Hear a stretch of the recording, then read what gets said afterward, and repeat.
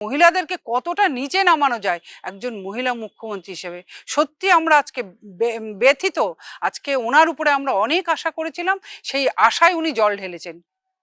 আমরা তো ভাবতে পারিনি, আসলে আমরা বুঝিনি যে একজন মহিলা মমতা, যে মমতা নামের কলঙ্ক, উনি মমতা নামের কলঙ্ক। আজকে কখনো এটা হতে পারে না। আজকে বলুন, আজকে আজকে মহিলারা ধর্ষিত হবে, উনি সেই ধর্ষণের ক্ষেত্রে উনি রেড বেঁধে দেবেন? মহিলারা কি বাজারের আলু পটল? মহিলারা কি বাজারের আলু পটল? মহিলাদের সম্মান নিয়ে চিনিমিনি খেলছে। এর চাইতে বড় কিছু আর হতে পারে না। ওনার যদি আজকে এটা উনি ওনার পরিবারের কথা যদি হতো তাহলে হয়তো উনি ভাবতো, কিন্তু যেহেতু পরিবারের কথা নয়, তার জন্য কিন্তু উনি ভাবেন না। আজকে উনি শুধুমাত্র গণ্ডির মধ্যেই রয়েছেন, ওনার পরিবারের মধ্যেই ওনার যা কিছু বাঁধন, তার সব কিছু। কিন্তু মানে আমাদের আদার্স, আমাদের পশ্চিমবঙ্গের সাধারণ মহিলাদের জন্য তার কোনো রকম চিন্তা ভাবনা কিছুই নেই। ধর্ষকদের মুখ্যমন্ত্রী। আজকে আমি বলছি আপনাদের, আজকে আপনাদের মাধ্যমে আমি ওনাকে বলছি, উনি মানে আজকে সাধারণ মানে মহিলাদের উনি জন্য উনি মুখ্যমন্ত্রী হননি, উনি এই ধর্ষকদের মুখ্যমন্ত্রী, উনি জিহাদিদের মুখ্যমন্ত্রী।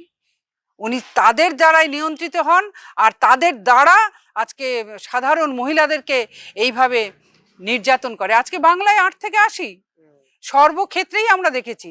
মানে এটা ভাবা যায় যে এই এই পশ্চিমবঙ্গের চিত্র আমরা তো কখনো ভাবিনি যে এটা কি করে সম্ভব। আজকে আমরা যে অনেক আশা করেছিলাম মুখ্যমন্ত্রীর উপরে, সেই আশায় উনি সত্যিই উনি আজকে যেটা করেছেন, আজকে ওনাকে ধিক্কার জানাই যে আজকে মহিলাদের যে নিরাপত্তা দিতে উনি ব্যর্থ হয়েছেন। তৃণমূল যারা করে না, তারাও ভালোবেসেই তৃণমূলটা করেছিল 2011 থেকে আজকে আজকে 26, আজকে এই 15 বছর ধরে। আজকে কিন্তু তাদের মুখ থেকে শুনি, তারা কিন্তু আমায় বলে, গল্পের ছলে তাদের সঙ্গে অনেক কথা হয়, আমার সবারই সঙ্গে কথা হয়, কিন্তু আজকে সবাই তো ভেবেছিল, আমিও ভেবেছিলাম যে হ্যাঁ মহিলা, আমি হয়তো বিরোধী দল আমি চিরকালই করে এসেছি, কিন্তু আমিও ভেবেছিলাম হয়তো একজন মহিলা মুখ্যমন্ত্রী হিসেবে ঠিক আছে বাংলার হয়তো মহিলাদের কথা ভাববেন।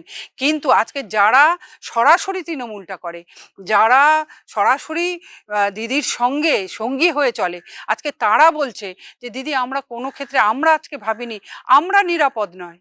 আজকে আমরা নিরাপদ নয়, তাহলে আমরা তো এটা ভাবিনি। আর আজকে আমি নিজে বলবো, আমি নিজে বিরোধী দল করি, আপনি বুঝতেই পারছেন আমি বিরোধী দল করি মানে আমার উপরে বিজেপি করি, আমার উপরে বিভিন্নভাবে অনেকবার অ্যাটাক হয়েছে। আমি কোনো কিছু করতে গিয়েছি, সেক্ষেত্রেও আমার উপরে এই জিহাদিরা অ্যাটাক করেছে।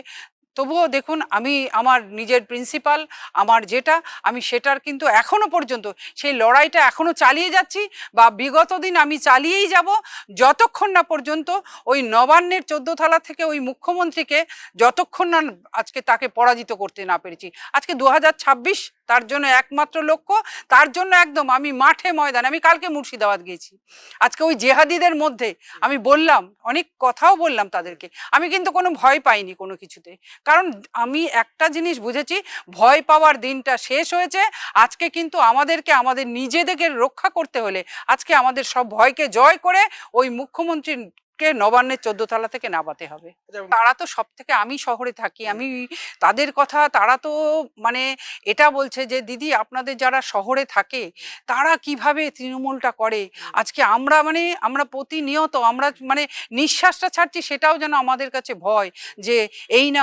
আজকে মুর্শিদাবাদে গিয়েছিলাম, তো ওখানে কি ঘটনা ঘটেছে, ওখানে 7 ফর্ম জমা করতে গিয়েছে, হ্যাঁ জমা করতে গিয়েছে, ওখানে জেলা প্রেসিডেন্ট আজকে জমা হয়ে গেছে, মানে জমা দেওয়ার পরে ওই জিহাদি দুষ্কৃতীরা ছিনি নিয়ে এসে ওটা আগুন দিয়ে পুড়িয়ে দিয়েছে।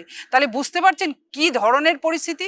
আজকে আবারও শুরু করে দিয়েছে, অলরেডি আবারও শুরু করে দিয়েছে যে এই যে ভয়ের একটা বাতাবরণ, এই যে ভয়ের বাতাবরণ শুরু করে দিয়েছে, কিভাবে বিজেপিকে আটকাতে হবে।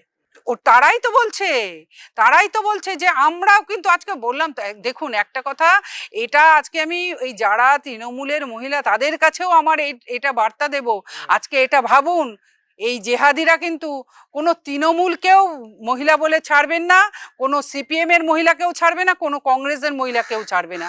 ও জেহাদি তো আজকে জেহাদি, আজকে হিন্দু মহিলাদের উপরে একমাত্র তাদের আক্রোশ।